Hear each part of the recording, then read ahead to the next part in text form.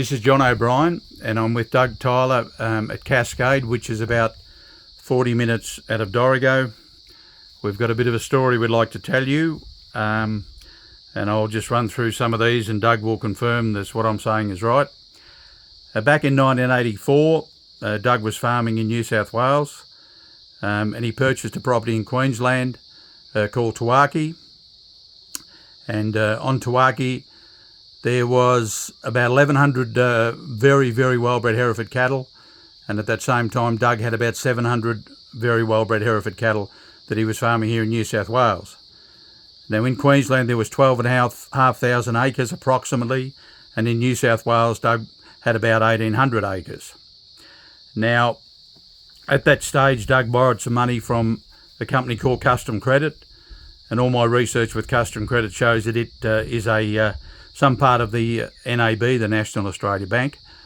But anyway, we've got more research to do on that. So Doug borrowed the money from Custom Credit. So Doug, that's all correct? You're agreeing with what we're saying there? Yep, okay. So one interesting thing before we go a little further, there was a broker that put the deal together for Doug and his brother to borrow the money to buy the place in Queensland. And that broker, and we've got written evidence of this, stated on the 20th of 3rd, 1984, when he was writing to a solicitor in Roma who was settling for the property, that he suggested Doug was worth $2.8 million back in 1984. Anyway, Doug purchased Tawaki and took over, had some pretty ordinary weather come along, had a couple of very, very bad years, missed some interest payments with the bank, and unfortunately, with Custom Credit I should say, and unfortunately they threw him off the property in 1986. Now, at that stage, they advertised the farm Tawaki for auction. Doug presented Custom Credit with another financier who said they would pay them out.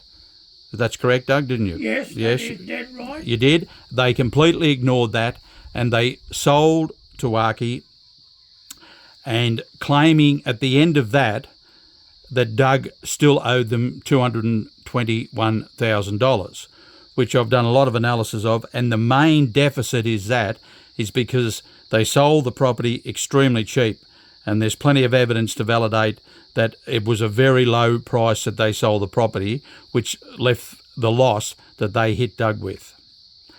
So we move on a little bit further. So in 1987, Doug paid Custom Credit out, and we've got all the documentation of that. So by this stage, Doug is back in New South Wales, farming back here on his New South Wales property, running his cattle, which is what he does best and loves the most. And some documentation revealed that Custom Credit, they went into liquidation in 1994, which is neither here nor there. However, in 2003, and Doug's not even sure how this happened, but Custom Credit bankrupted Doug. And just to bring you up to speed, took everything that he had, everything standing, trophies he had for horse riding events, every single thing you could possibly.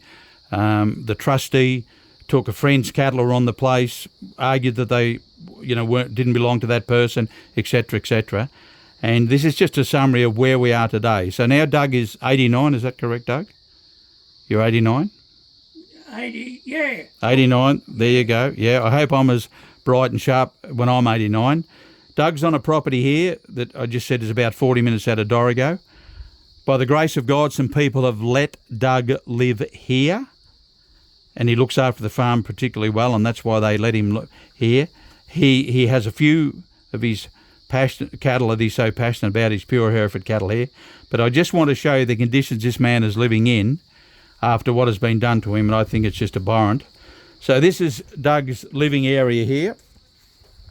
Just show you. So he has a fridge there that there's no power, so it's not plugged in.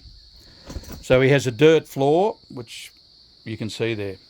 There's his stove, that's where he cooks everything. So this is the area that Doug lives in. This is all he has on a dirt floor. He can go in here to use the phone, but that's all he can do into that area there. This is not his area. So if we move across here, if we go across there, this is where Doug sleeps. So this is the area here, and it's stifling in here. In the summer it'll burn you to death, and in the winter it'd freeze you to death, and the fumes here would suffocate you as you're here. So this is where he sleeps, and this is the area that we want to show you. I think this is a terrible disgrace, what's happened. He's been dudded left, right and centre. It doesn't matter where you look. He gave me 12 boxes of paperwork. I've been through about 5 of them. I've just seen disgraceful behaviour all along the way, and we're just making this so you get a bit of a picture where the situation is. Anything you'd like to say, Doug, before we finish this? Well, the only thing I can say at this moment, I didn't do any harm to the bank, but they did all the harm to me and treated me through the Gavin Thomas, the bank robbery trustee. He treated me like a dog, and he said, "You're shit. If you open your mouth, you'll get struck with lightning. I'm God." And I was threatened by Lindsay Johnston that he's going to shoot me if I didn't get off my dad's and mum's property.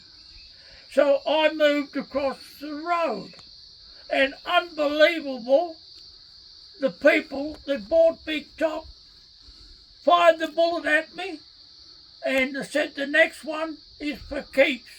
Get out. You can't travel on this road, and you can't live in this district. So I had to go and hide in the bush down at Cascade. So there you go, there's the final part of it, and I'll just show you one more time. This is the living area. There's Doug's table, there's his chair up there, and his stove, and the dirt floor, and you've seen the sleeping quarters. Okay, we'll say goodbye for today. I'm sure we'll have more a little bit further down the track. Thank you.